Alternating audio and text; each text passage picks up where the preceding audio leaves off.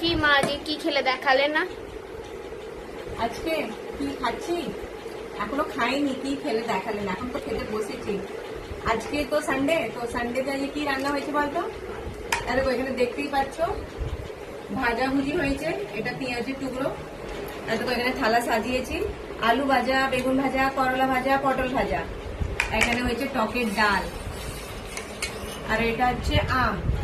বলেছিলাম হাপুস আম আনতে, তো কোথায় দেখতে পাইনি বলে এটা বাদাম আম। বাদাম আম তো কি আম গো, কি আম, যে কোনো একটা আম এনেছি, আমরা খাবো বলে এনেছি। হ্যাঁ হিমসাগর, বলছি হিমসাগর আম এখানে পাওয়া যায়।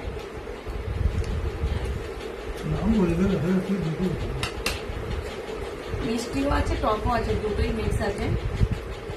তো আজকে আমাদের সানডের এটাই মেনু।